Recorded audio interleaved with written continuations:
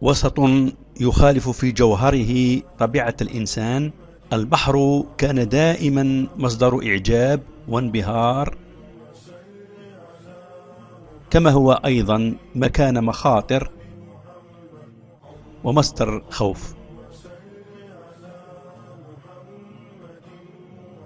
في الخمسينيات من القرن العشرين ظن العلماء أن أقصى عمق يستطيع الإنسان إدراكه والبقاء فيه على قيد الحياة هو 30 مترا، ولكن منذ ذلك الوقت أدرك السباحون الغوص إلى 200 مترا، وفي المسابقات يصلون عادة 90 مترا. ولذا حتى بالوسائل الحديثة كالغواصات وملابس الغوص في الأعماق وما إلى ذلك، فإن الأعماق الكبيرة للبحار والمحيطات تكاد تكون غير مكتشفة ومليئة بالغموض إلى يومنا هذا. وما يثير للدهشة أنه في القرن السابع بينت آية من القرآن الكريم وأكدت أن قاع البحر العميق حيث يتجاوز عمقه 4000 مترا مكان ذا ظلام دامس تغطيه أمواج داخلية تجري فوقه. نعم، أمواج داخلية في أعماق البحار. ها هي الآية الكريمة: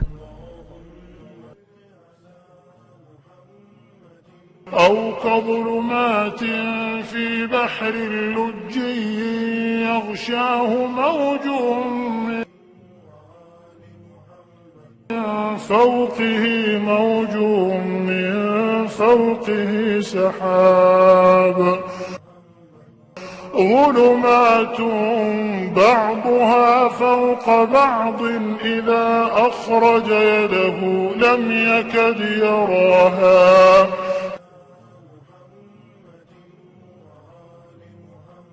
ومن لم يجعل الله له نورا فما له من نور.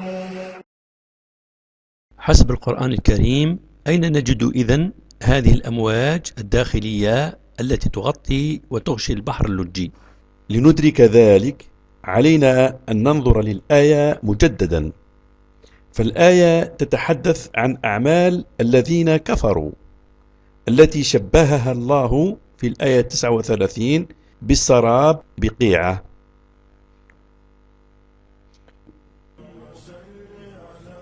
وفي الآية 40 بالظلمات في بحر اللجي. والبحر اللجي لغة هو البحر العميق الذي لا يدرك قعره، ويسميه اليونانيون بأبيس، والذي يوجد عموما على بعد 4000 مترا تحت سطح البحر. ونستخلص من الآية أولا أنها بيّنت أن الظلمات موقعها داخل البحر اللجي العميق الذي لا يدرك قعره.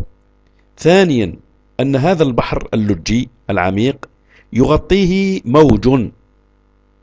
ثالثا فوق هذا الموج الداخلي موج آخر يجري على سطح البحر، وفوق هذا الموج السطحي سحاب.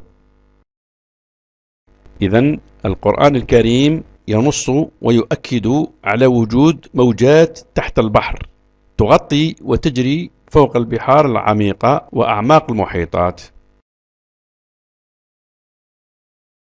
لماذا ذكرنا هذه الآية؟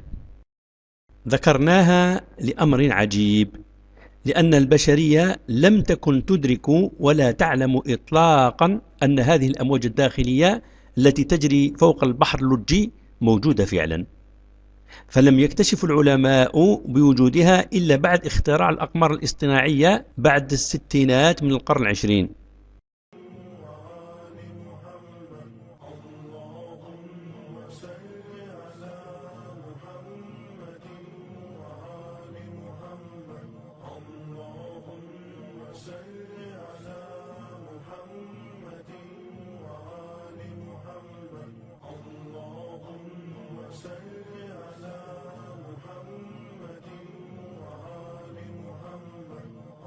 اللهم صل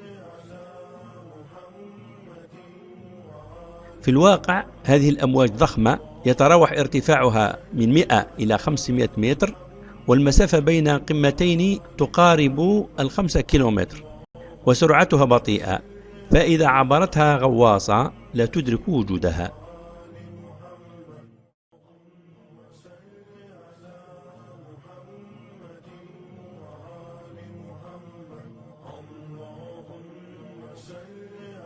إذن هذه الأمواج الداخلية والموجودة فوق البحر اللجي هي اكتشاف حديث، أي في نهاية القرن العشرين. بعد هذا كيف نفسر وجود هذه المعلومة في القرآن الكريم في القرن السابع التي تؤكد وجود هذه الأمواج الداخلية في أعماق البحار، في حين لم يكتشف البشر وجودها إلا في القرن العشرين؟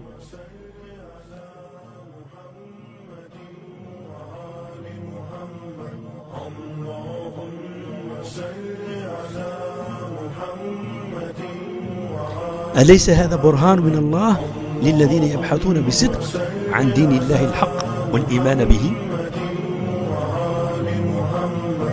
اللهم صل على محمد